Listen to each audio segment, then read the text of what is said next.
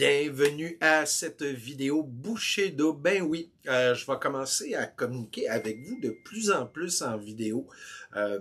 C'est comme ça que j'ai le goût de continuer à communiquer sur Bouchée Double. Et pour cette première fascinante vidéo, j'ai enregistré ma chronique à l'émission Plaisir Gourmand sur CIBL, qui est une émission de radio à laquelle je participe depuis plusieurs années.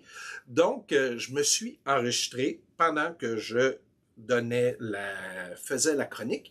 Donc, vous entendrez pas les commentaires des personnes à l'autre bout. On était chacun, là, les animateurs étaient chez eux, chacun dans leur maison. On faisait ça à travers Zoom.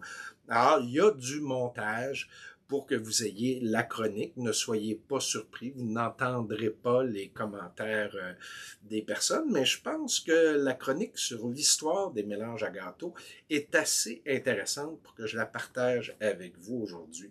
Donc, bonne écoute. Si vous aimez le nouveau post, la nouvelle page YouTube de Bouchée Double, ben gênez-vous pas, abonnez-vous, cliquez sur j'aime, postez des commentaires. Vous aurez sur la page YouTube de cet épisode-là les liens vers les deux articles que j'ai consultés pour faire cette chronique-là. Donc, si vous voulez approfondir vos connaissances sur les mélanges à gâteaux, ben vous avez pas, vous pouvez aller lire ça. C'est en anglais, mais fort intéressant. Donc, ben bonne écoute, puis bienvenue sur cette nouvelle vie de Bouchée Double, si on veut. Écoutez, c'est une histoire intéressante, les gâteaux en boîte. Moi, quand j'étais petit, le premier gâteau que j'ai fait, c'était, là, je suis avec deux Français, ils connaissent peut-être pas ça, c'était un gâteau dans un four jouet qui s'appelait le Easy Bake. Et on faisait, oui, ok, on faisait un petit mélange à gâteau déjà préparé, puis il y avait une ampoule 100 watts, puis on mettait le petit gâteau dans ça, et c'était cuit avec l'ampoule 100 watts. Donc, mélange à gâteau préparé. Le gâteau en boîte, c'est souvent la première expérience de pâtisserie qu'à peu près tout le monde a eu dans leur vie. C'est, moi je sais que la première fois que j'ai cuisiné quelque chose, c'était un gâteau en boîte et j'étais très fier. Hein? J'avais l'impression de l'avoir fait moi-même. Ce n'est pas d'hier, par contre, que le gâteau en boîte existe. L'histoire, on peut commencer à suivre ça en 1837. Ce qui n'est pas hier. Il y a un chimiste anglais qui s'appelait Monsieur Alfred Bird, qui a mis sur le marché un mélange de crème pâtissière à base de fécule de maïs.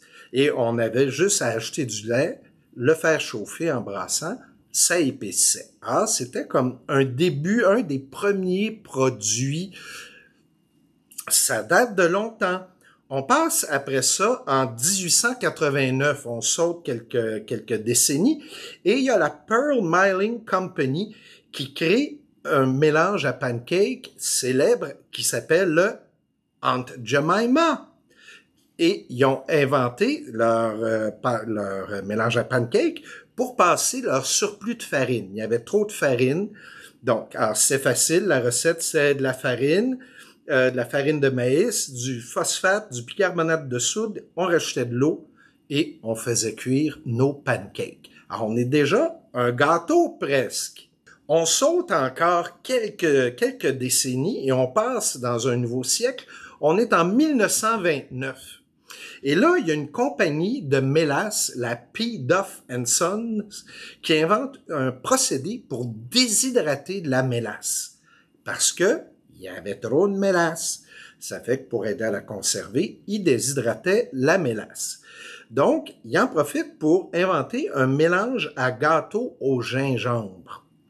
Il fait breveter ça et en 1933, son gâteau, ils le mettent sur le marché en 1935 et en 1933. En 1935, il invente une nouvelle recette où est-ce qu'il faut rajouter des œufs dans le mélange en plus.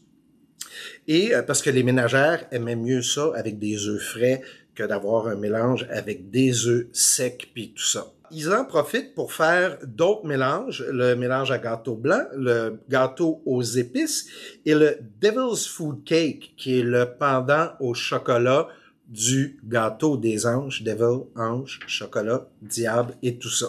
On passe en 1939, c'est la guerre. Alors, arrêt de production de gâteaux en boîte parce que tous ces produits déshydratés-là vont être utilisés pour les rations pour les troupes.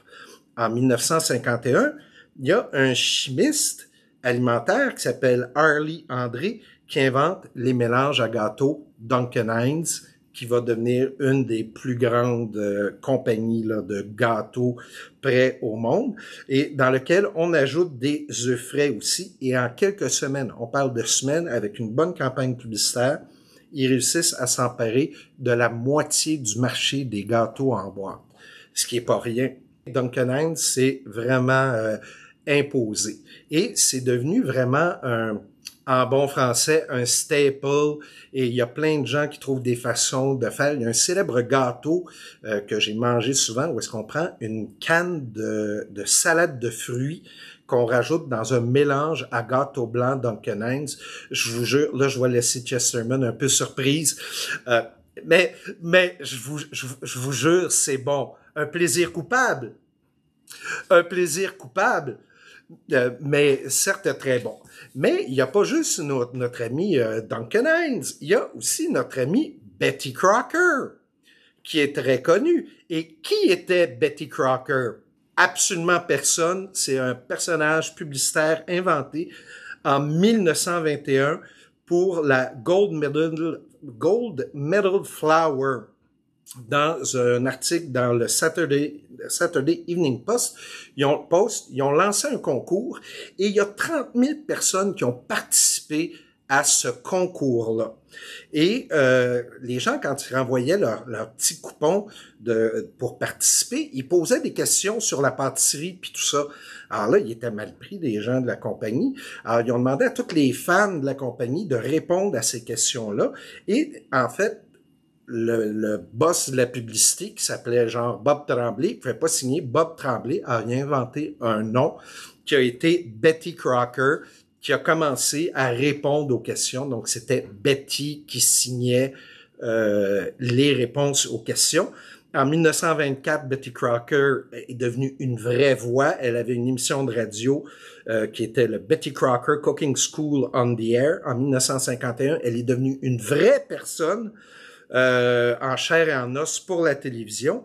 Et le premier produit Betty Crocker, c'est en 1941, c'est un mélange à soupe. Et en 1947, le mélange à gâteau Betty Crocker, qui a fait sa renommée, est arrivé. Et en 1945, Betty Crocker était la deuxième femme la plus populaire aux États-Unis après Eleanor Roosevelt. Alors là, il va falloir que je trouve quelque chose d'aussi original pour la prochaine fois, mais je vais peut-être avoir trouvé des restaurants aussi d'ici là. Ça fait plaisir. Bonne semaine.